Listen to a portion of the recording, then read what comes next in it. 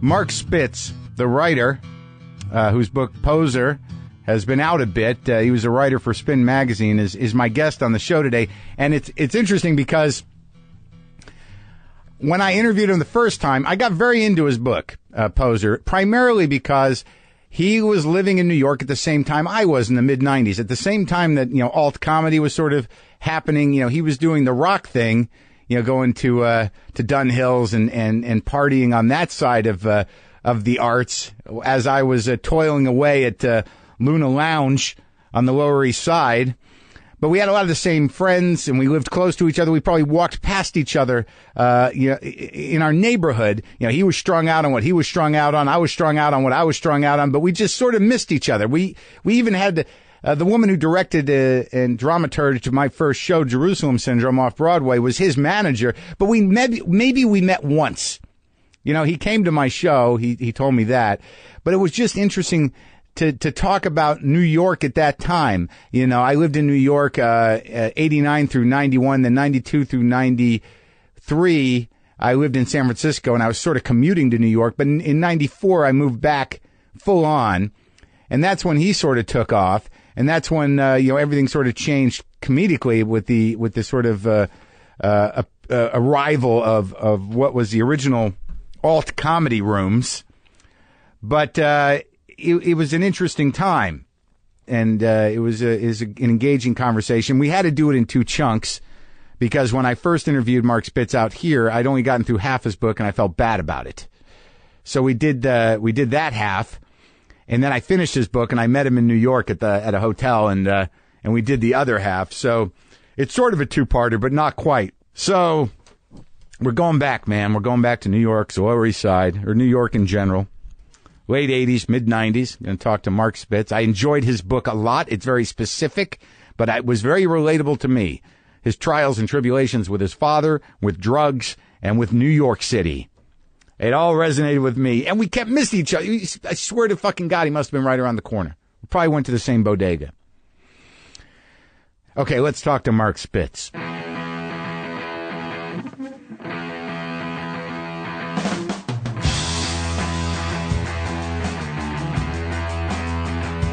How do you receive, what do you do when you see a good review? Immediately dismiss it. Sure. And ignore it. Right. But as soon as you see a bad one, they're like, oh, they're right. And but I used to get drunk, and I used to contact the person, and I used to tell them that I would, find them and fuck them up. But you never went the other way where you're like, what is this? Why don't you like me? Isn't that what it's about? I mean, like the whole first episode of my TV show is about me tracking down a troll, and it sort of happened in real life. But if I really analyze what I was looking for, it was like, let's try to negotiate something. Yes. Immediately, a certain type of artist or a certain type of man will go to that, like you. Yes, me. I am one of those people. Okay. Maybe you're one of those people as well, where it's like, no, you have to get it. Yeah. You have to get. You're just not. Or I'm nothing. Right. Why are we nothing, Mark? The thing is, like, I saw this book, and I'd seen your name around. I think I have your Jagger book that I didn't get to yet, but I heard good things about it. And then this book comes out, Poser, which is by you, a memoir of downtown New York City in the 90s. And I was in New York City in the late 80s and, on and off throughout, till 2000. So I'm like, all right, so we got to have the same terrain here or something. And I just gravitated towards you with your sunglasses on and your E.pi.s.ode shirt. And I hadn't even read the book, but I'm like, I need to talk to this guy.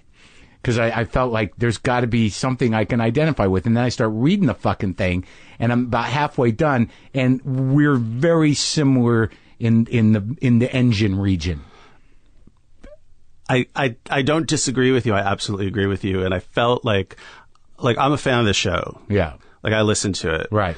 And it was one of the, you don't want, a book publicist has to kind of have their own agenda. Yeah. You got to let them do their thing. Right. You don't want to be like, I want to be on this and this and this and this. Right. But this was one of the places I was like, well, I think he might like it because we kind of covered a similar path through downtown Manhattan, maybe. Right. If we can get him to right, maybe open the book or yeah. look at the cover. Yeah.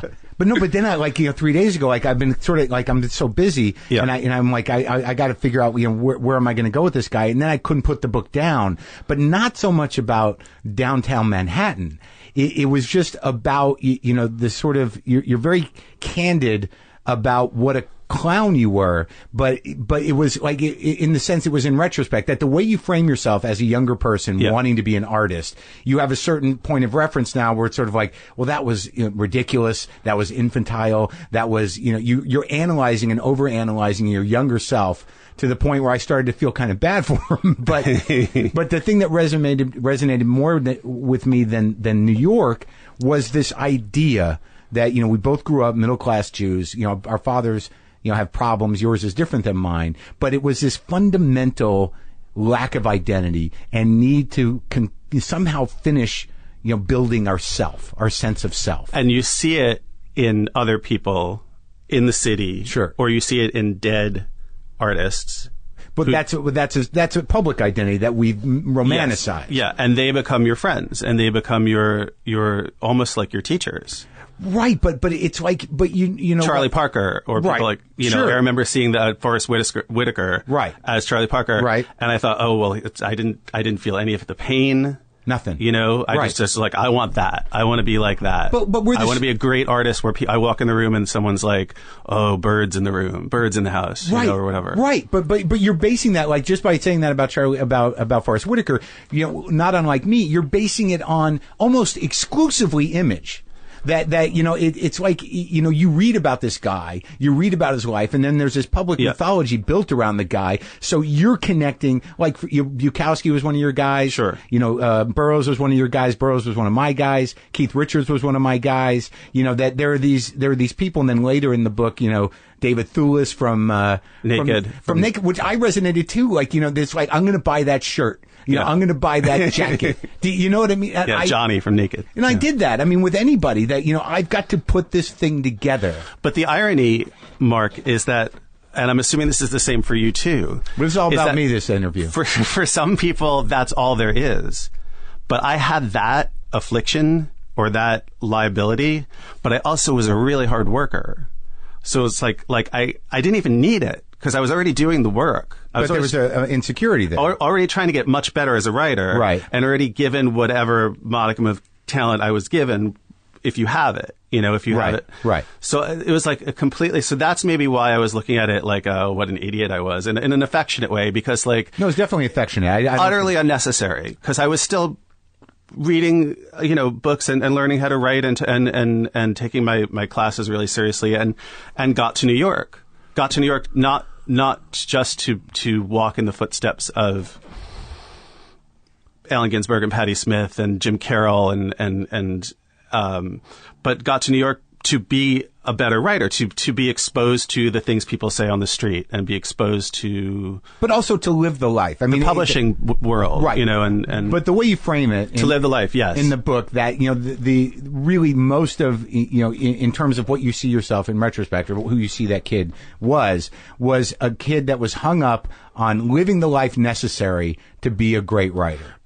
Put myself in the Chelsea Hotel, and that's like half But that was hilarious. Yeah. All right, so the reason I really like this book is that it's very specific, but to me, because I relate to it so much, I'm like, all right, so this life, these musicians, this idea of pursuing a life as an artist is a common one, and not only is it common, but you and I have a lot of similar kind of experiences around certain writers, and it seemed to all kind of, when you were growing up, you grew up on Long Island. Yeah. 5 towns. My cousin's from Hewlett. I have some familiarity. My Jewish upbringing was in New Mexico. They got away from that. But I mean, what, in that world, what were you fighting against at that time? Just the fact that you could recognize someone by the car they drive. Yeah. It was like this sort of middle class, maybe upper middle class kind of suburbia, but it was really a small town with the sort of patina of upper middle class suburbia. It was really like there's Cheryl in her Seville, beep beep, hi Cheryl. Like, it was just it felt so small. Cheryl, Sarah, Rachel, and none of them, Jill. right? And none of them would fuck me. Yeah. Like, none of them would, they wouldn't get. It was a jock culture. But you also identify yourself as a Jewish American prince, which I don't feel like you essentially fall into that. Yeah, I was rebelling against that as well. Big time, right? I wanted to know what it was like to be cooking a can of soup on a radiator in the Chelsea. Do you remember the first experience you had in identifying with that lifestyle? Yeah, it was. We were replicating it up at Bennington. No, but I mean before, early on, because when you were a preteen or probably a junior high, what was the moment where you're like, that's where I'm going to go? Being with my dad and going from racetrack to racetrack and seeing the beat down people. It fucked me up, and I'm on the fence in terms of I wish it didn't happen, but at the same time, it was definitely like a good window. So your relationship with your father, your parents... It was the first time I ever saw anyone who didn't have all the money they needed. Right. Who didn't have, like, a guarantee that they were going to, like, fill the tank up. Right. So your dad lived like that? He was still is, rambling, gambling man. Really? Fuck yes. So how old were you before your mother stopped putting up with that shit? I was like 10 when she finally kicked him out. And do you know have you talked to her about the reasoning there? I mean, what was the straw that broke the camel's back? Yeah, my dad used to smoke a lot of, I feel weird saying this in a public way, but I'm just going to, it's in the book, but he used to get high. You're going to have to accept that he might not like your book. I wrote a novel called How Soon Is Never, like 10 years ago, that fictionalized him. Yeah. And he didn't talk to me for a year. Yeah, see, my own father. Yeah. For a year of our lives. Yeah. Like, what do you think it's going to say? You think he's read the book? I didn't send it to him. I sent it to my mom. So back to your question. But let's go to the specifics there. How did he fuck you up? I mean, what do you... Right. He would say, your mother's a cunt. And your mother fooled around on me. I'm 12 years old. I just want, I want my zits to clear up. Yeah, they should wait till you're at least 20 before they start dumping that shit on you. A cunt. Your mother's a cunt. Yeah. And did he say... Oh, really, Daddy? What is she a cunt? What is a cunt exactly? Why can't we go back to the baseball? Why can't we go see the Yankees again? Why is my mom a cunt? Yeah. None of that. So you were in the middle of There's something... really no having a healthy relationship with a woman ever again after... I mean, there's no... No. Did you ask your mother about it? No, I was terrified of even bringing it up. I shut it. I turned, So was he a guy that drove a shitty car? He smoked cigarettes. He's getting high. Kings, yeah. And he's a gambler, a compulsive gambler. But also that thing, and I don't know if a really, really good heart, like really funny. Sure, we're all very sensitive. Very charismatic. Women loved him. I don't know, like after a certain point, there's a number of rationalizations those good-hearted people make where the good heart idea kind of fades a bit.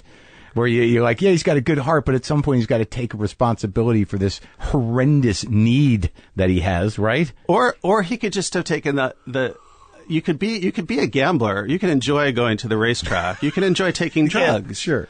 But you still have to, and I only know this now that I'm in my 40s. Yeah. Like, you still have to be kind to people. Right. You can't go out of your way to be selfish and hurt people. Yeah. And it seems like he was at the age that I am now. And he was going out of his way to, in a very selfish way, like, fuck with me. Yeah. And it worked. Right. And how did it work? What do you mean? Well, because, trust issues and then seeing things that, like, I shouldn't see, but then seeing things that once I discovered Charles Bukowski reminded me of things I'd read in Bukowski. So then I went and did the 180 and thought, oh, well, my dad's pretty cool. Right. Because he's showing me this world, and now I want to be a writer. And this world is much more interesting than fucking Lawrence Hewlett, Cedarhurst, and sure, and everyone wearing Benetton jerseys and driving BMWs and wanting to get their little W letters on their. So initially, what's interesting, I think, about that is that, you were able to sort of frame your particular witnessing of this element and not until later fall victim to your own compulsions. That, I didn't become him. I probably became worse than him in a way. Well, yeah. I did worse drugs. I think I went to heroin just to outdo the old man. Yeah, you got to win. I was like, he's a pussy. Yeah, he only did coke. Like, I'm going to do heroin. I don't know if there's any winning. And New York City, I think, comes into it too, because I started to as a teenager, and this is like starting to get into like the late 80s. So you've got like bands like Sonic Youth and Pussy Galore, and you've got like New York is just starting to get like I started to see that his New York was sort of becoming cheesy. And you grew up in his New York. He was the first person to ever take me to Greenwich Village. Yeah. And what was his thing? He would show me like 8th Street. He'd show me the poster mat. And the poster mat was important. And he'd show me no, but I'm saying he'd show me Washington Square Park, and we go to Ray's Pizza, and we'd like traipse around. And you saw Charlie Barnett. And Charlie Barnett. Yeah. Dude, Charlie Barnett. I know Charlie Barnett. Yeah. Charlie, I was like that Charlie Barnett is bigger than my dad. And this is a New York this is someone who's bigger than anyone I've ever seen before. And how old were you when you first saw Charlie? 12, 13. See, that's maybe a big moment, and people don't realize this, that Charlie Barnett was a stand-up comedian who primarily played Washington Square Park. There was a couple of guys in the fountain. Yeah, there was a couple guys that could do it. Him and Rick Aviles were the guys that could do it. And Aviles made a break earlier than Charlie, and Charlie would just, he'd build an audience and he'd just push it to the wall, and you were among the people and he was a crackhead and a disaster, but he could hold like sometimes 300 or 400 people would gather around Charlie Barnett to see him do his shtick, and you saw that as a 13-year-old many times.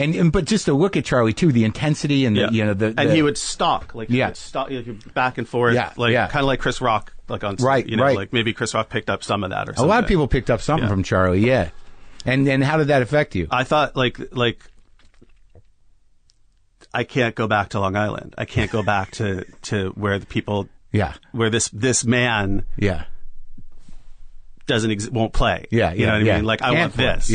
I didn't realize that like he was just bound for like literally the very short, probably very painful end. Well, he did the one movie. He did DC Cab. I met him again. Did he really? He almost. The legend is that he almost got SNL. Yeah. I think that legend holds. But when I first came to LA in the late '80s, he was here. Briefly, and trying to make a break. And I remember talking to him then, and then he died. And he had a profound effect on Chappelle and some other people. He used to do clubs here and there, but he was just erratic and had a bad drug problem. Yeah. But I know what you're saying. There was a grit to it all. So you need to get out of Long Island.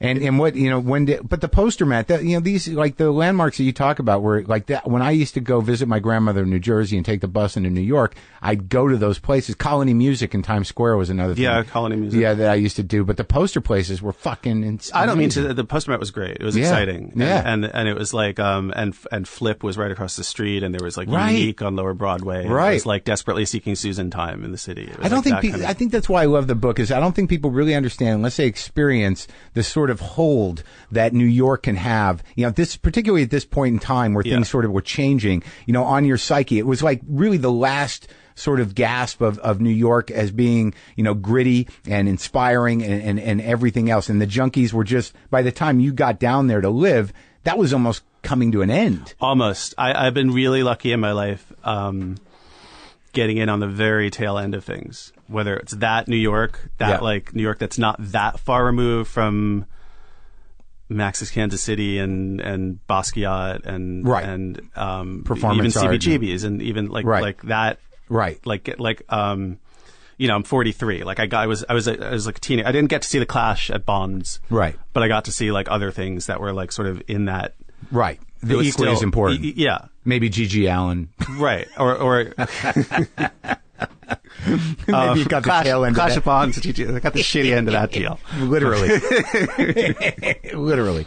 And the same thing later on in the book with the music industry. I got in 97. There's still a shit ton of money there. There were parties. They would fly you to foreign countries. None of that happens now. Well, let's talk about Bennington a bit, and then we'll get up to speed, because you really lean, there's something about the mythology and what Bennington, the college, represented to you that you still, you revere it, at least throughout the entire half of the book that I just read, that there was something about the idea of Bennington that defined you and that you held on to. What was it? Well, for two reasons primarily. One is that it was my way out, it was my way off the island, and I never really went back except to show up on my parents' doorstep. What is Bennington? What was it? At the time it was it was the most quote unquote most expensive college in the country. It was that's what was known for, but it's really just a really good liberal arts college in southern Vermont, and it was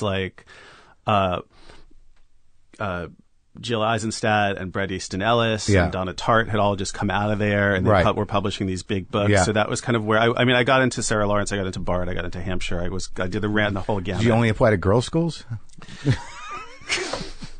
What the fuck? I wanted to meet girls. Okay, all right. All right. It had a real reputation Sure. at the time. Yeah. And largely because of Bret Ellis. Right. Rules of Attraction had just come out. Right. And that he calls it Camden, but it's really Bennington. Yeah. And Lesson Zero had come out. Right. Like before that. I like that book. And American Psycho came out while I was at Bennington. So he was like, that was like... That was the model Yeah. for you. You had your heroes in place, but And you now had teachers there who were published, and you had their sort of winking, like, you come here and maybe you can get an agent, you can get published, and Yeah. like it was like for people who wanted that. Right. And I already wanted that. Right. I wanted to see a book with my name on it. That was my goal. You're surrounded by these mountains. You've got like I think 600 students. You're a virgin. Yeah. Half of the guys are gay. Yeah. So you're going to get laid like every, you're going to form that, you're going to turn into basically this monster that you've always wanted to be.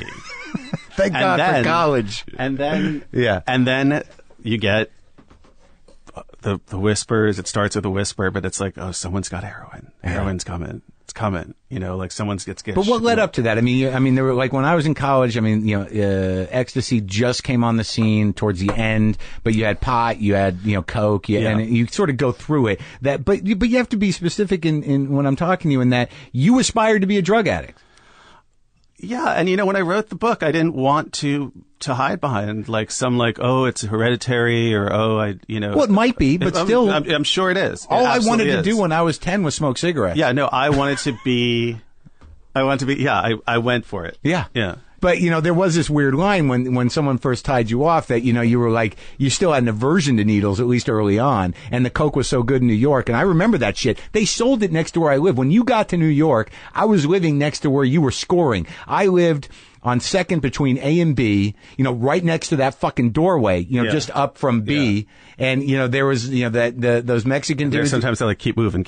Right, yeah. Because it's hot out. Right. The cops are out. Right, that and guy. then there's sometimes like, what do you need? Right, and they sold coke and heroin in the same spot. Oh, I know that. Yeah. See, if I'd known that. But I went there, I was sober for the first time, and I ended up starting to snort heroin. Yeah, I heard you say, leave. you said that on one of your shows. I heard you say that, and I thought I made the connection. Yeah, but that I was like, where it was. that maybe that's the same spot. But it was a very popular spot. But didn't it seem like just like literally someone like sounded an alarm and everyone was doing it? Like everyone was on it and everyone was winking at each other. Well, I think and it was primarily because of the shift in the quality of heroin. That I think once they realized that they could put out a high quality product that young middle class kids could snort, and the stigma of the needle was gone. Right. Then like once guys like you figured out like this shit is so good that you don't have to shoot it. It was like there's a whole new market. Like everybody can do this. I guess it's the Annie Hall line where he's like, it makes a white woman feel more like Billie Holiday when she wants to smoke pot. It is kind of that. Like it is a cliche, and you're probably right. It comes down to marketing at the end of it. Well, it just came down. And I was a victim of. I was a targeted market. Right, you were a kid. I take it seriously. I thought it was like this personal, painful trip. Right. But really, I was just marketed to. In a way. And it was the zeitgeist. It was a quality thing. Yeah, the reason why heroin made it to Bennington is because you didn't need needles anymore. I mean, the difference between, the brown tar shit out here and, the fact that you actually processed that shit or knew how to process it so you wouldn't have to fucking shoot it was baffling to me. That you could smoke it or you could break it down. And here, when I was doing it here, because, there's a whole chapter in the book about Hollywood. And you'd like cook it up on a frying pan and then chop it up and snort it. Yeah.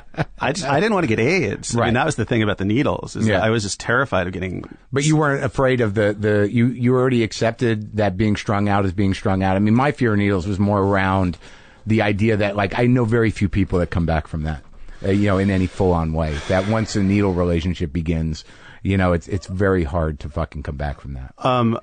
I think I mean, it's hard to admit this, like even like in therapy, and much less like in something that people are going to hear. But like, I think that I just wanted to say that I shot up. Yeah. Sure. And also, and I don't want to say this in a way that's going to encourage anybody, but it's a killer killer guy. It feels so fucking good when you shoot up.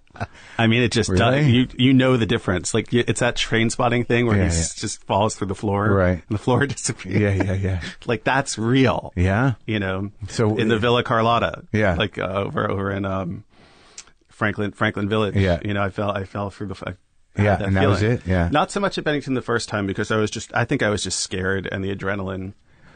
Well, I think that's what balances your character and probably why you're still alive is that, you know, there was a self-awareness to the whole process. I think that the fact that, you know, a lot of the reason you were doing this was just to live the life that you thought was necessary in order to be the artist you wanted to be. Yes. That kept you in check somehow. That and luck. I think luck. Yeah. Sometimes, you know, some people just die and they're not lucky. Yeah. And they're just dead. Yeah. And they were doing the same thing that I was doing. Yeah, just a bad mistake. First We would wake timers. up in the morning and we would read in the New York Post, the same shit that the same, you know, they used to stamp them with little brands. Sure. So we would know what it was that killed the dude. Tango and Cash. Yeah, or Bad Lieutenant, or Yeah. it's like, you know, we would know. Oh, we did that, and then we would Yeah, feel real cool. Like, fuck that guy, he died. Yeah, we did it. Yeah, we pulled it. lived. Yeah. Well, that was the fucking thing. Our dicks are bigger than that guy's. Sure. Dicks, you I mean, know? that was a bit I used to do is that like for everyone, whenever that news story came out that shit was killing people, there were a bunch of junkies on the Lower East Side going, where are they selling it? That's got to be good. Yeah. That's got to be clean. I was that dickhead. Yeah. But let's talk about the art of it though, because, you know, when you're at Bennington, you said you worked hard, but I mean, you were building this identity for yourself and doing everything you could. So you're at Bennington, you're writing poetry. I started writing poetry. I had an agent when I was like 20. I mean, I was in New York. But I was still a student at Bennington. I had a novel that was. My plan was for it to come out, and I would never have to work a day job, and it would be. This is the amazing thing about writing, about your confidence around this. Like your reaction to your insecurity and how inflated you got gave you a confidence that I never had. I never ever assumed that this would be the ticket out of anything. I appreciate that about you. That you had this fucking first novel, you know, based on, you know, your amplified pain and identity. Yeah. And you thought like, this is it. Yeah. And I had a great, thesis tutor, Philip Lope, really respected, writer and editor. And I thought I would be next. I thought it was like Brett Ellis, Jill Eisenstadt, Donna Tartt, and I thought I would be next. And I was not. I'm still not next. I'm still waiting to be next. Yeah. But like, I thought, yeah, man, this is going to happen, and this is the reward for being 19 and moving into the Chelsea Hotel. Let's talk about that because again, this is you 1989. 1980. So the mythology of the Chelsea is Dylan Thomas, Sid and Nancy, Dylan, like Leonard Cohen. Right. But that's sort of done, and all you got left is Herbert Hunk and Dee Dee Ramone. Dee Dee Ramone is still there. Herbert Hunky's still alive. Yeah. It's still a shithole. It's still, you know. But you had to live there. I had to, that was where you go. Yeah. You know, and so every poem I wrote at the time, I could say, well, I wrote that in the Chelsea Hotel. Even if it was a piece of shit poem, which I'm sure it was.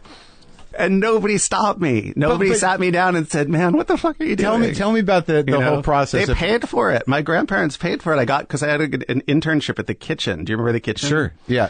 Was that the one that was like upstairs? It felt like a living room, or was that actually a place called the living room? Was there? No, the kitchen was like a big an industrial. Do you know what I'm talking about? Some woman ran a performance space. I was think at a loft. Yeah, I think that was in Soho. Soho. The kitchen was like in at the time they started in Soho, but at the time they'd moved to like the far, like where the High Line is. So your first venture into New York was that you'd written some poems, you'd written your novel, and you're on an internship at the kitchen, and you decide you got to live at the Chelsea. And for the winter of '89 for the winter of '88 into '89, and you talk your practical Jewish grandparents into paying. Who just paid, I don't know, probably at the time like $25,000 for Bennington, and then they're like, "Wait, you're not at Bennington?" I'm like, "Oh, it's a non-residential semester." What? They're like, "What?" What is that? We go out and we learn how to be artists in our and they're like, "Wait, we just sent them a check." Yeah. It's a tough sell. I'm like, "No, I'm not there, and I got to fill like 3 months in the middle of the winter." All right, so you go to the Chelsea. Tell me about this. Walk me through that. I'm terrified. You're 19? I'm terrified. I think someone's going to jump me. But you're 19, and you go in and you'd heard. I heard that Stanley Bard gave discounts to people. He would trade a room for like a painting if you were a painter, or if he liked your art, he would. He was a what do you call it? Like a patron. Right. He was the manager. He was the manager at the time. And so I had a meeting with him, and I sat down with him, and he's like, so what do you do? And I'm like, I'm a writer. And he's like, what do you write? And I'm like, well, poetry. He's like, oh, I'd like to read some of your poems. And I'm like, really? You know? And the whole time I'm there, I'm trying to like, I'm waiting for him to like just basically say, you know, welcome, you know, like you've made it, you know what I mean? Like whatever it is. I wouldn't even know what success is. Yeah, I'm going to give you Leonard Cohen's old room. Yeah. That's how much I like you. Right. Yeah. And one day you're going to have a plaque outside and, when and you're the next. Yeah. You're the next. Yeah, you know, of course. Yeah.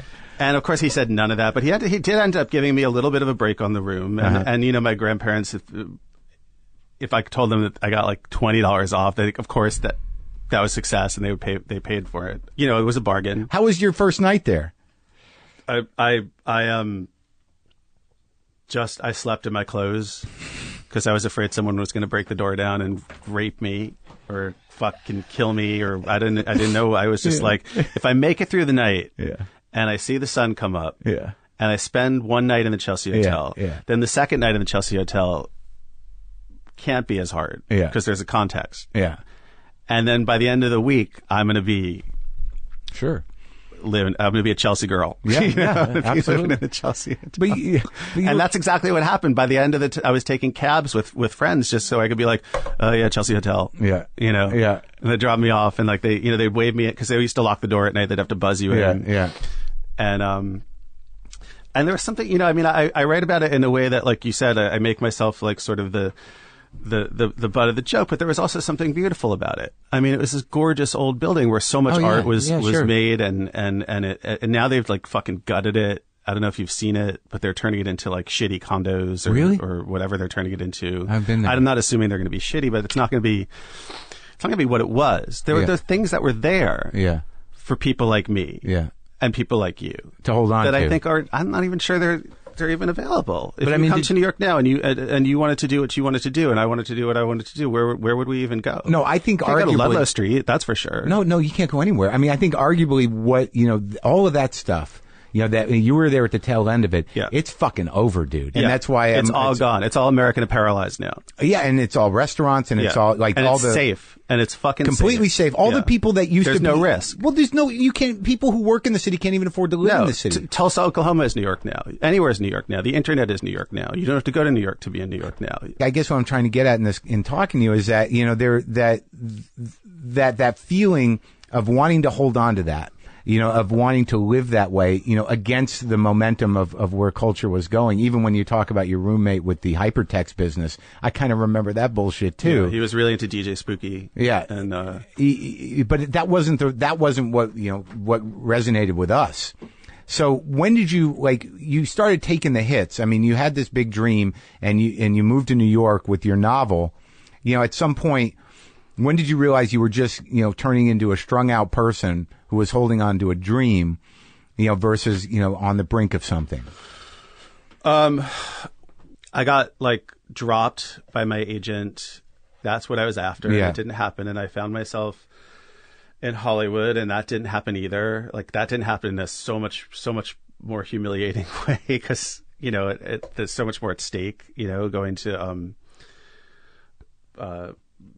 meetings at studios and things like, you know, like trying to We followed a chick out here. Yeah, I followed my girlfriend at the time, Zoe, out here, and you I lucked out because I figured I would be her father was like a famous composer. Yeah. Right. And he did the score for like RoboCop and The Blue Lagoon, and they had a big house out in Encino, and she wanted to be she was in a band, and we were all just sort of, you know, trying to make it in Hollywood. And I just like so many things that sort of got close to happening and then didn't end up happening. And I was doing theater on the Lower East Side, and I realized there was nothing there. I had nothing but that. I was an empty person, and I was strung out most of the time. And when that didn't happen, and that's all that I wanted to have happen, was to be a great writer, I was basically like this like cipher of a person pushing 30. Right. And then I just got lucky. I got hired at Spin, and I got lucky. I just got lucky. You know, I went from working in a bookstore and selling other people's books, working at Shakespeare and Company on Lower Broadway, So you went back after L.A.? Yeah, I went back and I went into rehab. I got humbled, I guess. I got... Was that the last of it? No, not even close. Yeah.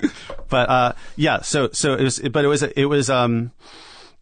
it was around the time that Giuliani was elected and cleaning up. And for some reason, like I got to be friendly with this actress, Adrienne Shelley. I don't know if you knew her. I went to college with her. Yeah. That horrible fucking story that is. Yeah. Yeah. I still go sit sometimes when I'm feeling sorry for myself. There's a little park in Abington Square across from where she was killed, and there's a little plaque, and I go sit. And anyway, she was a sweetheart.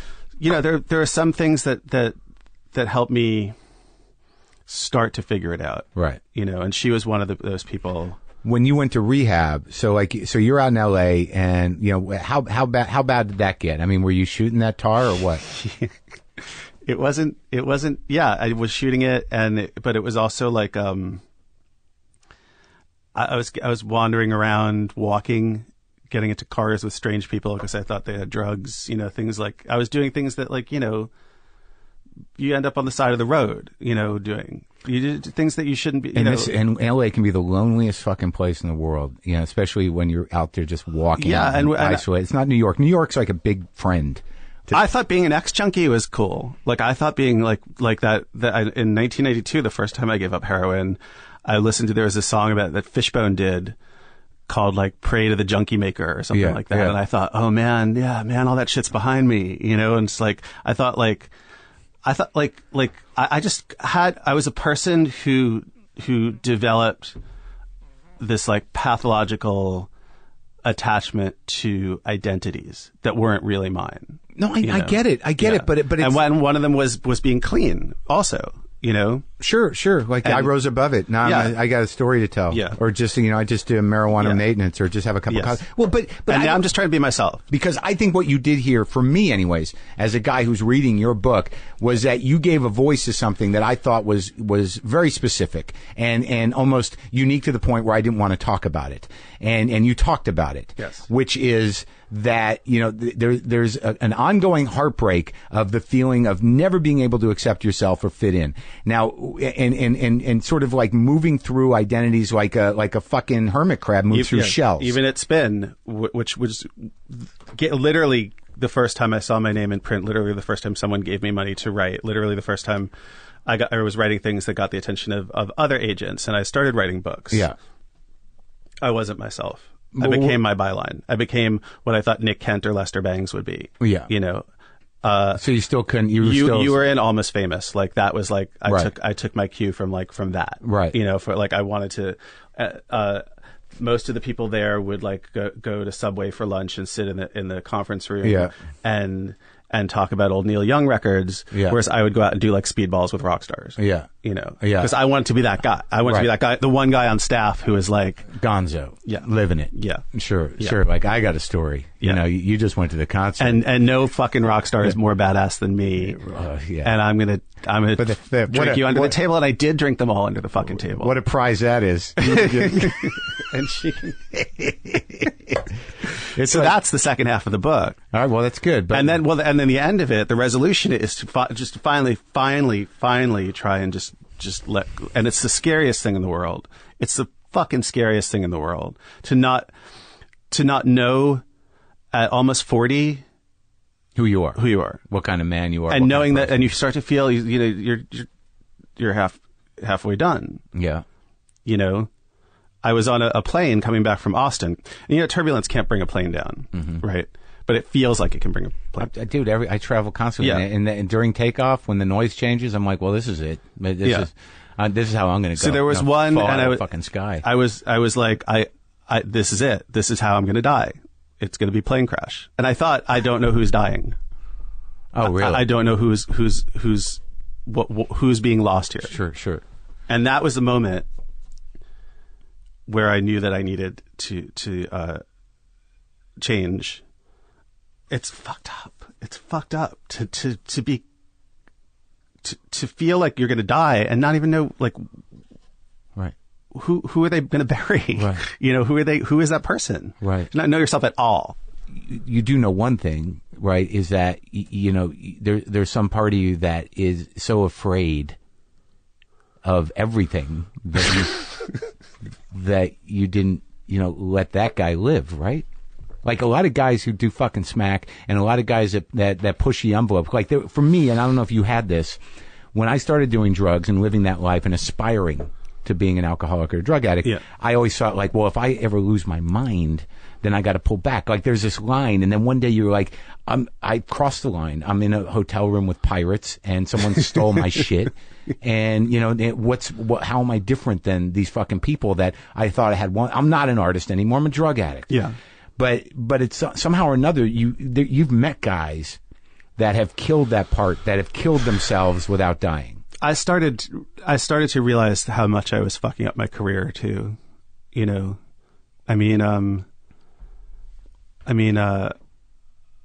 of the plays that I wrote, like I did a play called Shyness is Nice that got to Aspen. Yeah. HBO flew us out to that workspace they had on Melrose for a while. We did the dance for them a couple of times, and I wouldn't take my fucking sunglasses off in the room, and I got drunk the night before, and I did all these things that like were just like things that guy would do. What do you know why? I mean, do you know why you made that decision? I mean, was it still a romanticization of your heroes? Now or what? I think that I did it so that I could I think that if they gave me a TV show and all this money 10 years ago, I would be dead. I would use it to blow my fucking brains out somehow. Yeah. Like I just would. Right. Because that's what I wanted to do. Right. Like that's what I wanted it for. Did you really want it though? I mean, were you really, I didn't, and that's the other thing too, is deep down, and I look back at it now, and I don't know if you have things that are similar in terms of what you created at the time, but maybe I deep down thought it was good. It was good. It was probably better than most other people out there, but it wasn't. But you still hated, you still beat yourself up about it. Because I find that because I could do better. Because it wasn't good enough, and clearly it wasn't good enough because it wasn't success. They didn't buy it. Right? But you thought that just by your behavior, you're somehow protecting yourself against disappointment by being a douchebag. Yeah, I will give them an out for not buying it. Right. So that no one has to point out the fact that it wasn't good enough. We could blame it on the sunglasses I wore, or the fact that I was hungover. Right. Yeah.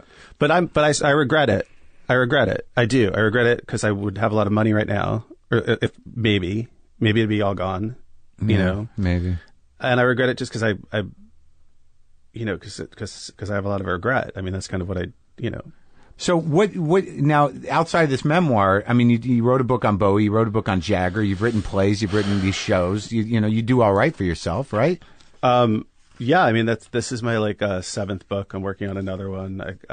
I'm got a bunch of other stuff, that I'm working on. There's a novel that I wrote called How Soon Is Never that is about these two people who try and reunite the Smiths. There's shit going on. I mean, it's not as much as you got going on, but dude, I'm just hanging on. It's like I'm in the middle of this thing, and the only thing that I'm happy about is like I do have a certain amount of sobriety, and I do have a like somewhere in the last few years I landed in myself. Where like I think what I was going to tell you just in terms of encouragement is that age and a certain amount of exhaustion.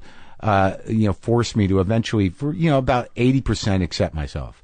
I think sobriety helped, but I mean, I didn't anticipate it ever happening. But I no longer, okay, so I bought Red Wing boots, and I felt like I was the first to do that. But apparently, they're around. I still fall victim to this idea. Like I finally got an authentic pair of pants that no one else has, and But for the most part, I don't have the energy that I once did to put myself through that fucking. Yeah, age will do it. But what do you get from your parents? Is your mom still around too, or no? Yeah, my mother is around. She thinks the book's hysterical. She doesn't. She's like, it was hard for me to read the drug parts. Yeah, I just got that too. I had my mother's like, well, there's some things as a mother I didn't like, but as a person who read the book, I liked. I thought I liked the ending. The ending was good. They had too many references I didn't get, so it's not going to sell. That's what she said to me. As far as you got to throw that in. Yeah. As far as like the albums that I mentioned. Yeah. She's been supportive, and the father, I interviewed him for it. I did that David Carr thing where I went back to people, and said, "You mind if I talk to you for 20 minutes about this period?" Because I did a little reporting. because I'm still a journalist. Not so much that it overshadowed it, but the old man I interviewed, and he didn't really get a sense of what I was doing with the stuff. He thought maybe it was for another piece. He would call me and say, "Well, is it out yet?" Yeah. You just hope they forget, but they never do. There's a weird bit of memory, that dads have, where you're like, he can't remember that. They remember shit that's just fucking and it's always the most worst, vulnerable, hateful shit. Yeah, and he's still there. I haven't been able to shake him off. He's still there. But aside from that, regrets. I mean, do you have them? Yeah, my ex-girlfriend Lizzie says that I'm addicted to regret. She says that I do things so that I can regret them. Yeah. I don't know that might just be something you say to your ex-boyfriend. I don't know. Well, do you ever say, if I had done this, or if I should have done that? The 40s are weird. The 40s are the time when you start maybe. Well, that's going to be your key into fucking the last piece, buddy. Yeah. So you may not be able to shake your resentment, but if you can forgive yourself and not regret, then you kind of, that's a ticket into it. You have to start thinking about shit like that at my age, and I've just started, regret, because the party's over. Well, yeah, it's useless. Regret is useless. It serves no purpose. And I don't have religion, so I don't have that out. Well, you got the Jew thing, but that's just cultural. No, I get it. That's just Lenny Bruce. Sure. And, Sure, man. That's not. Or our idea of Lenny Bruce coming to him 30 years after he died. Sure, I get it. Yeah. Right. No, that's not. the picture of Lenny Bruce. The mythology of Lenny Bruce. Yeah. And that would make things easier. Yeah. I think if it was there, if I could, even yoga, don't have it, Buddha, it's not going to do it. Yeah. No, it's not going to do it. No, I think what it really comes down to, and it's so fucking simple, and it's just very flat, and it's incredibly simple. It's just self-acceptance. And it's so fucking retarded to think that's easy to say. Yeah, but oddly, the switch is just sort of that was the life I lived. And I made some mistakes. I apologize where necessary. I probably hurt myself a bit, but nothing's gonna fucking change that. Yeah. And on some level, it got me to where I am now, and I'm still alive and I'm doing okay. I'm gonna take your word for it. I believe you. The energy in here is very good. I'm serious, man. And I've been in places where the energy has been not so good, so I can tell the difference. The hardest thing is that forgiveness element. I mean, do you forgive your father? No. Yeah. No, not yet, but I would like to. It's hard, right? I would like to. Sometimes I think it would be easier if he was just dead. Yeah. Right. Oh, yeah. They just keep going, the narcissists. I plan going to the funeral, just be, I could forgive him if he would die. Let's talk about, so you wrote the book on the LA punk scene. Yeah, We Got the Neutron Bomb was with Brendan Mullen, who passed away. That was an oral history. That was like the West Coast version of Please Kill Me. Right. You wrote these two big biographies of Bowie and Jagger. Were those contract deals, or was that your interest? Yeah, it was a little bit of both. I mean, Bowie, obviously, huge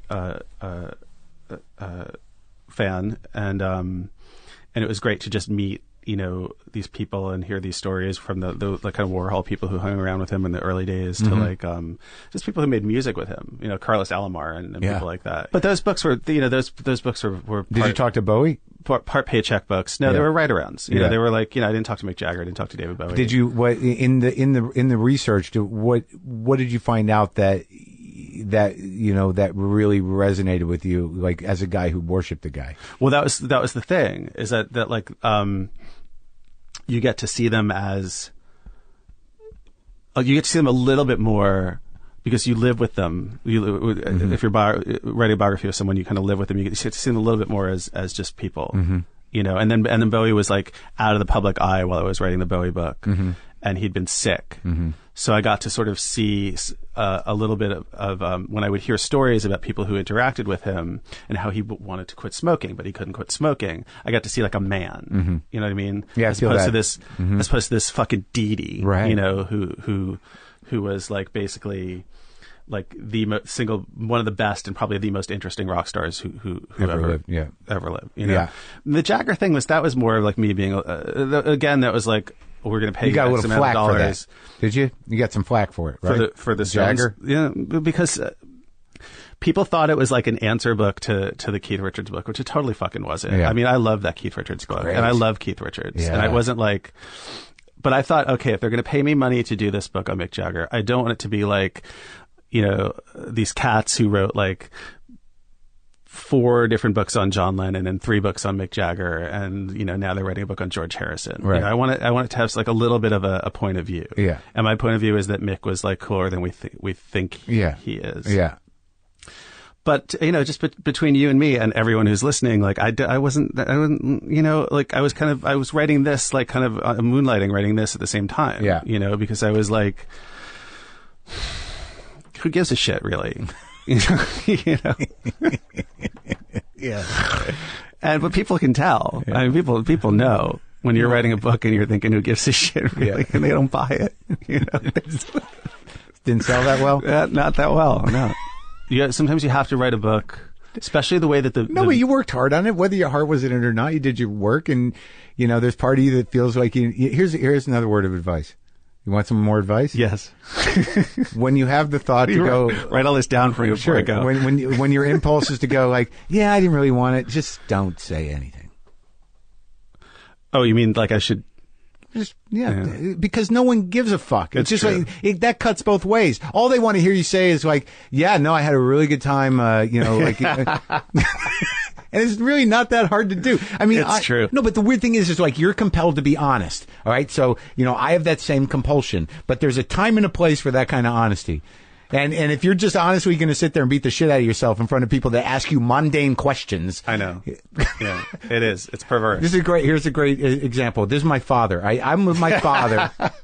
I'm with my father at a coffee shop in Albuquerque, New Mexico, where I grew up. And I don't see him that often, but we go out. We're going to go out for Albuquerque is cool. I've been to Albuquerque. Yeah, okay. Yeah, I grew up there. It's a great place. But we go to this coffee shop. Some dude comes up to my father. He goes, literally, he says, Barry, Maron, I can't believe it. I haven't seen you in 15, 20 years? How you doing? And my father goes, well, the money's running out, and I don't know what I'm going to do with myself. That's supposed to just fine. Yeah, right. It's good to see you. How's the thing? That might be some of the best advice I've ever received. Yeah, you're right. You're absolutely right.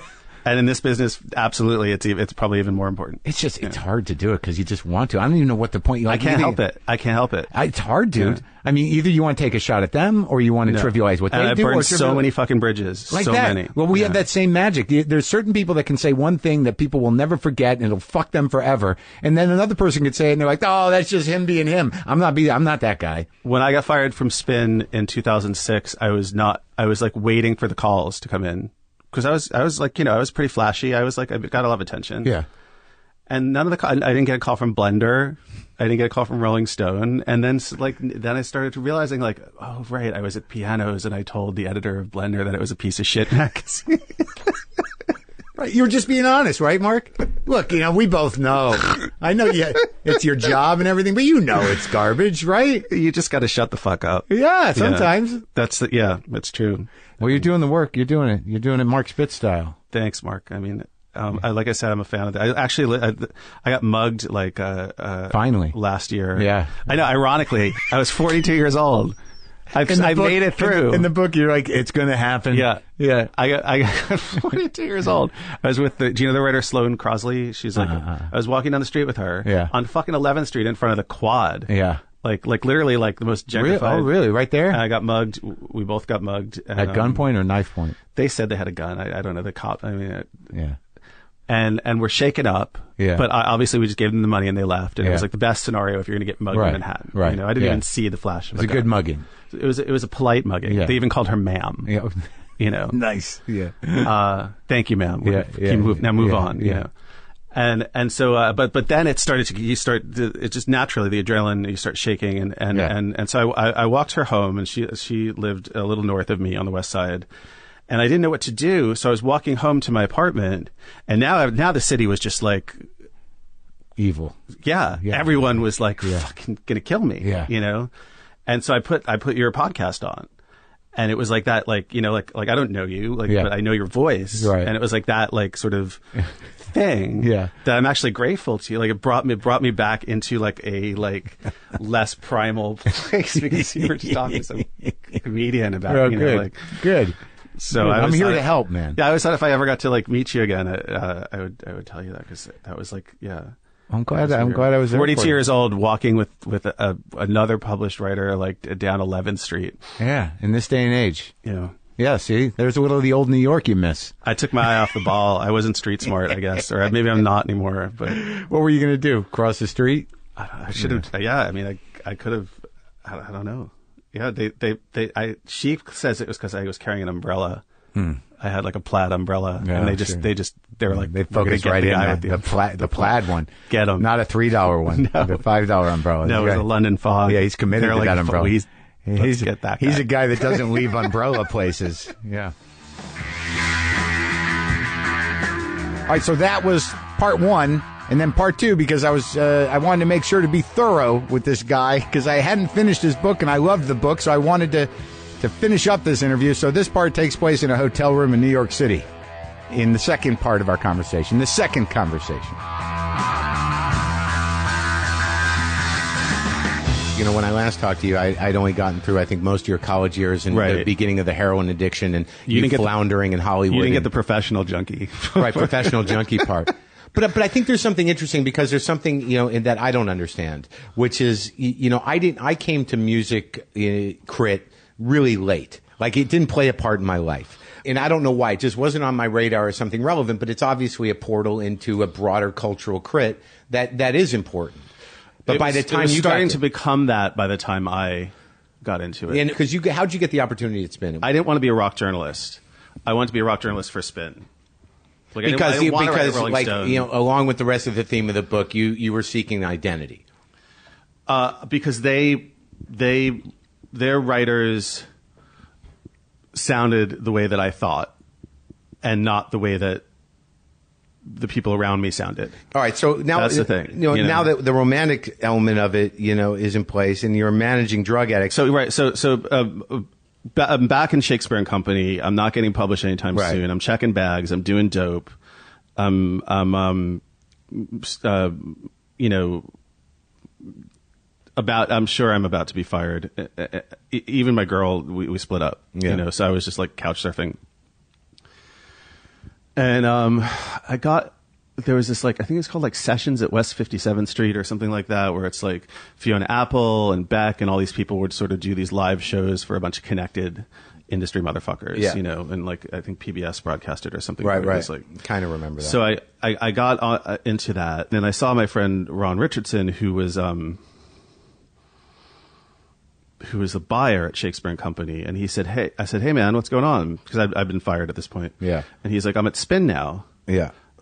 And I'm like, cool, man, you're writing for Spin? He goes, no, I'm working on the website. I'm like, what's a website? What the fuck is a website? Yeah. He's like, I'm doing content. You know, it's like, we really need content. Are you doing any writing? I'm like, yeah, I'm doing writing.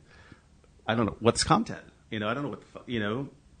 So he gets me an interview, and like literally I clean up overnight. Like, no dope. You know, go down to Astor Place, get a haircut. Yeah. You know, just do the whole, like this is your last chance. You're 28 years old. You've been reading Spin since 1985. It's your favorite magazine. There's an opening. I don't know what the web is. It's new, right? Yeah. It's like, it's still like the green cursor. Yeah, you know? yeah. This is like even pre-Matrix, you know? Yeah. There's chat rooms, I think, and you're That's not. it. Yeah. But he's got like Sonic Youth blogging from there, or whatever they called it at the time. It wasn't called blogging, but you know, their electronic tour diary, filing their electronic tour diary. Yeah.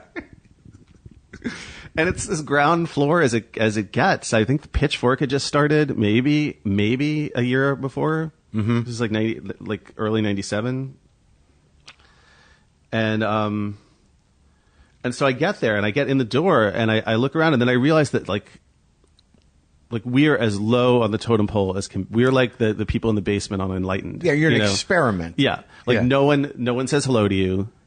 You know, the big writers there, they're like the stars. Right. And you're shit. And they're and upstairs, the web is literally shit. upstairs? And no one's putting money into Yeah. and I'm literally like being paid like off the books. Like that's how shit it is. So this is like sparking everything, like, you know, like the spite and the fucking, but I imagine at that time, because you had to have like, you had to reach into some relatively real competitive spirit and try to figure out how the fuck you were going to climb. Well, I had two things going for me. One is that like I've been reading the magazine forever, and the other is that I didn't give a fuck because I was just glad to be off the street. And if I had to go back to the street, or worse, back to Long Island, you know, like for the folks, like I could do that. I had the safety net and I had the junk, you know. So I had like the two things that were like I don't give a fuck. I'm going to do what I want to do, kind of things in place. But I also wanted. I wanted to help Spin succeed because I loved it so much. I just loved that thing that it was, and that it went up against Rolling Stone. Right, I remember that. You know, and so I was like, I was wrestling with being a soldier and also being so disgusted by that feeling that you're in high school again, and not only that, but like you're the uncool kid. Yeah, you know, what do you have to do to get? And it's so ironic now. It really is, because print doesn't count for shit anymore and everything is the web. But at the time it was completely reversed. It was up is down, black is white, you know, and like.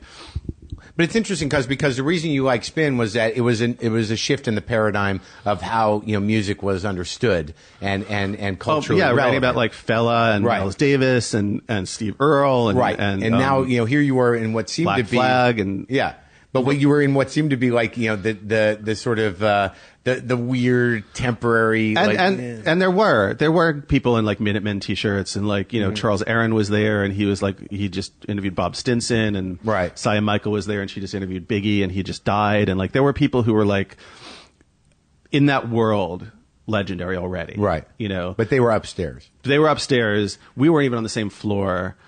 We didn't eat lunch together. We didn't drink together after work. So I was like, how do I get up there? What do I got to do to get up there?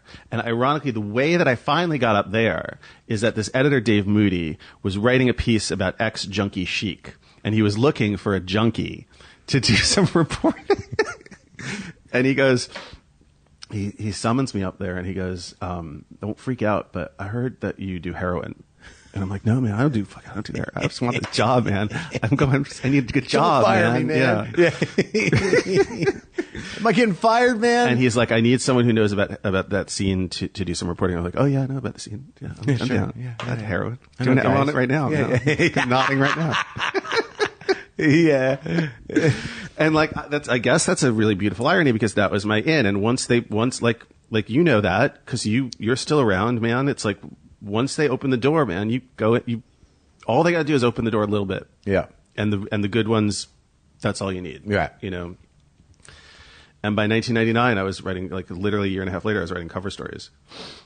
I was just like, and like Zev Barrow and these people, I just like, I'm blowing your doors off, man. Like I'm not. Well, what was your approach to it? How'd you do it differently? My approach to it was that I wanted to be. This was at a time when it's hard to explain, I guess. It was at a time when VH1 had like a huge cultural impact, where they were starting to recycle the myths of rock and roll via Behind the Music and things like that. It was filling a void because people had gotten so academic in terms of music criticism. It had gotten too classy almost. Right. There wasn't that like Gonzo. Yeah. And I'm like, you know what? Even if it's not me, it's a character. Yeah. But Hunter Thompson is a character. Lester Bangs is a character. Those aren't real people. Right. You know, George Plimpton is a character. I just saw that movie. Many characters. Those are the people that get attention. And sometimes in this business, it's like all you need is, I'm not talking about like, you know, I don't want to be this, I don't want to suffer, I don't have to answer to this guy forever. But for now, I feel like it could work. So I invented this person, and this person made the addiction that I already had useful, because this person could party harder than the actual rock stars and was more of a rocker than the actual rock stars, and sort of was a little angry at the rock stars because they would make more money off a shitty single than I would ever make in like my life as a rock writer. Right. So I was just like, fuck, I had that fuck you. Yeah. Your singles better be good. Yeah. You know what I mean? Yeah. Or, thing. And I was, and sometimes you get lucky with the zeitgeist or whatever. I hate that fucking word, but like, right. Yeah. Where just around the time that this is going on, you get Jack White and you get Julian Casablancas and you get, Karen O and all these really exciting, fully embracing everything that's like rock, sweaty, beer spitting, loud bands. The kind of bands that like remind you of the Clash or Zeppelin or like all the people that like Lester Bangs and Cameron Crowe and Nick Kent got in their time. I thought that would not happen for me. Right. And when that happened for me and my character was already in place, then I got sent to tour with all of them and drink with all of them and do coke with all of them. Yeah. And it was the right bullshit guy with the right real good bands at the right time. Uh-huh. And it was like also that thing that Lester Bangs said, that Exile on Main Street was about partying in the face of tragedy. And there was a lot of post 9/11 partying in the face of tragedy. Interesting. In both hip hop. But their tragedy was Brian Jones, or what was their tragedy? What was he saying? and just Vietnam, the end of Vietnam, and and being chased out of England by the taxman, and just fuck it. So like we're in the south of France and we're going to like it's like life is shit. We owe hundreds of millions of pounds. We don't even own Mother's Little Helper anymore. Right. Or Satisfaction. But so the 9/11 thing was like a much more sort of cultural tragedy for everyone. So everyone was in a PTSD. It was a literal tragedy. Yeah. It wasn't a figurative tragedy, but it was also a cultural. I don't know what the word is, and I don't want to like. And you were here that day. I was, yeah. It was, what's the word? It was almost like a defiant, it fueled our defiance culturally in the city. It was almost like there were no, short of like the Wu-Tang Clan.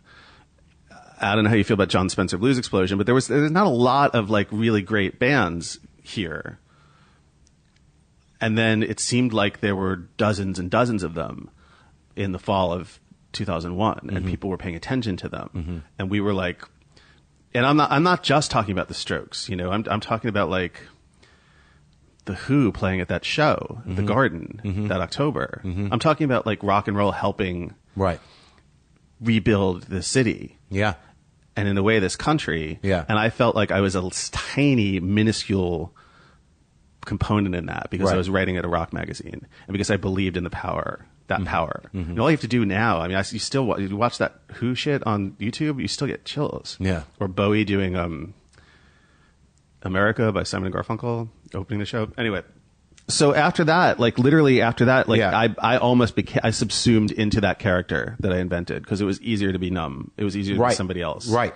And it was easier to party in the face of tragedy all the time. Right. So like I was eating Valium, like Tic Tacs. I was doing coke when I woke up in the morning. I would drink a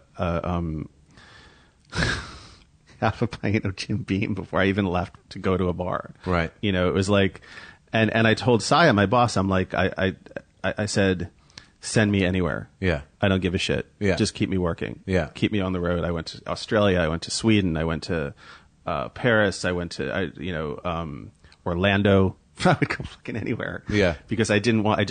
Bands, following bands. Yeah. Because I didn't want to be downtown.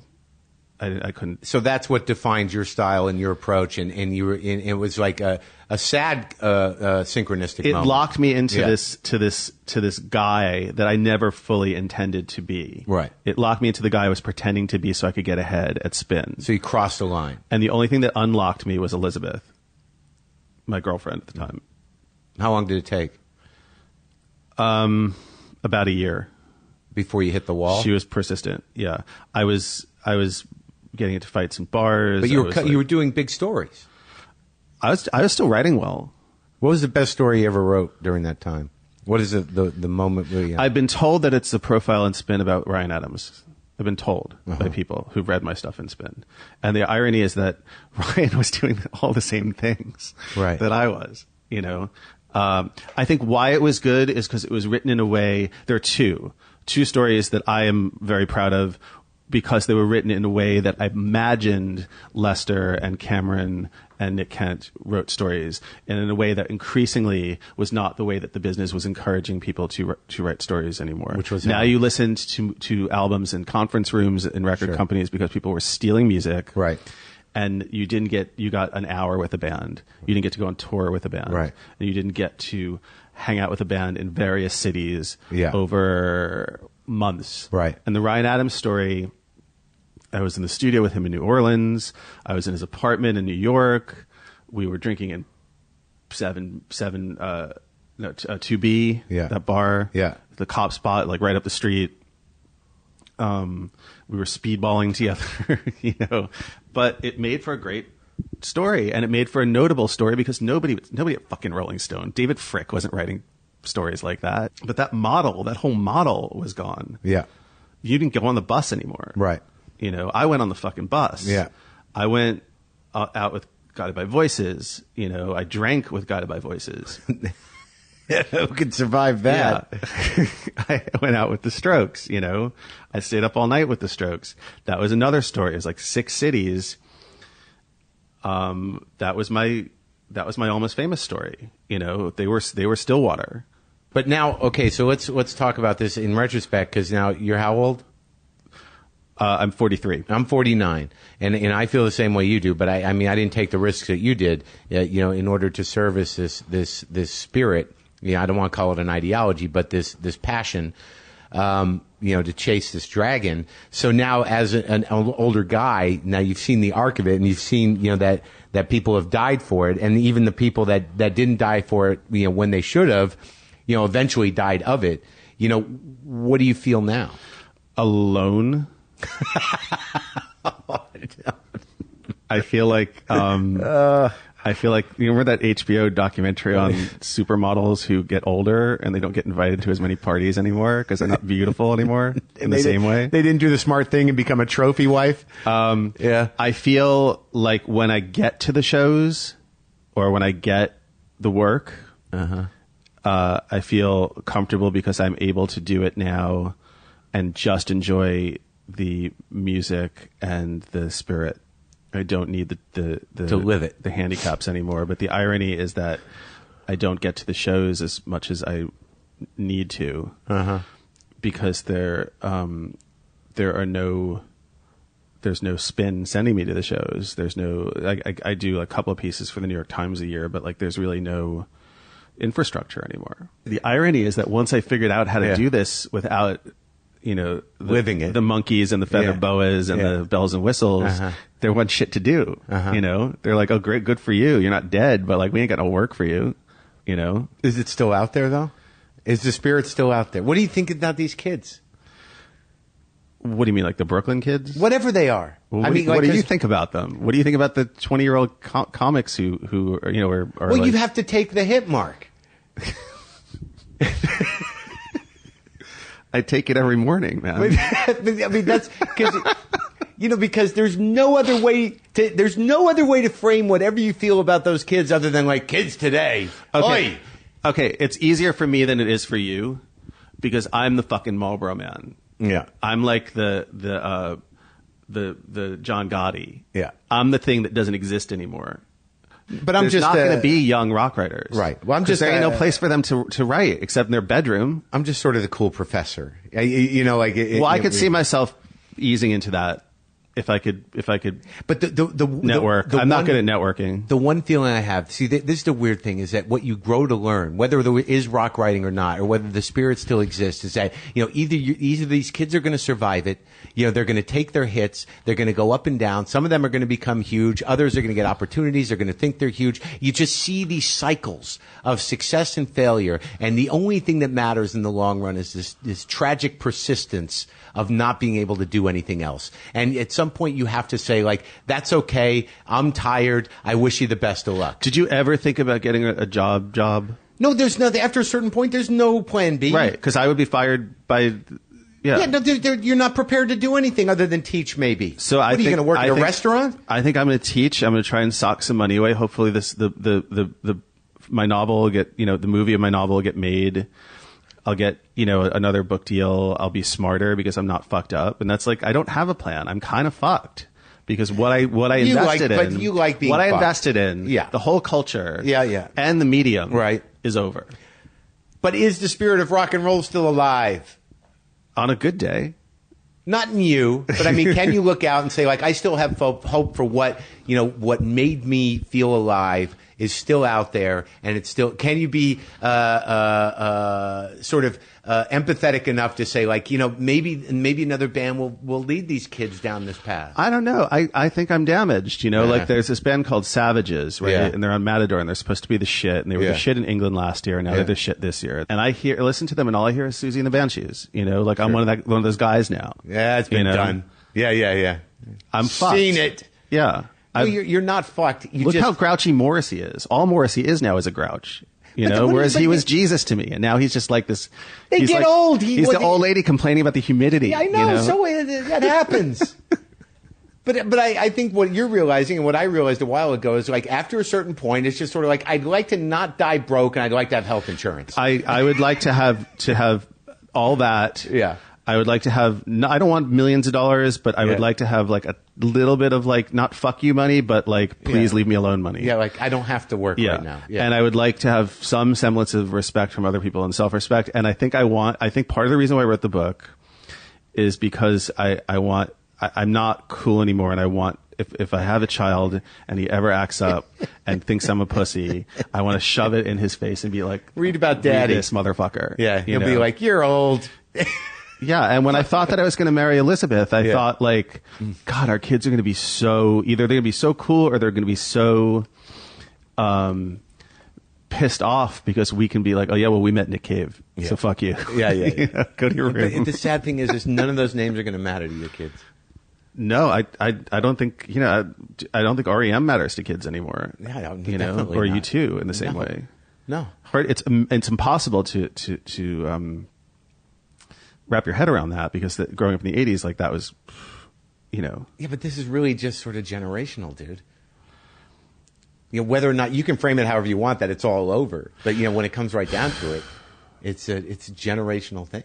I would see these guys, these old punks, these 70s punks at Don Hill's, in the 90s when I was there to get laid and dance. Uh-huh. And they seemed to be treated with respect. Sure. You didn't say, who is this tall guy blocking my way at the bar? Oh, it's Joey Ramone. Fuck Joey Ramone. Like they were like, oh my God, it's Joey Ramone. Yeah, some people said that. Like I would like to be one of those guys. The guys who were more like you when you were younger said that about Joey Ramone in Dunhills. Believe me. There was a couple of kids saying, fuck that guy. Fuck the Ramones. Yeah. No, wearing an Exeter t-shirt. When Richard Hell's memoir came out like a couple of weeks after mine, I was like, fuck that guy. That dinosaur. That 70s cocksucker. They've been in the way all along. When do they get out of the way? Yeah. Yeah. The blank generation. Blow me. So I guess I want to fit in somewhere, and I'm joking about it and laughing about it with you, but I'm genuinely sort of sad about it. Sure. I want a place. Everyone wants a place. Yeah. And it remains to be seen where my place is. But I am grateful that I didn't manage to snuff myself because I had a lot of friends who aren't here, So maybe it'll happen. I hope so. And it was good talking to you. Yeah, you too. Thanks, Mark.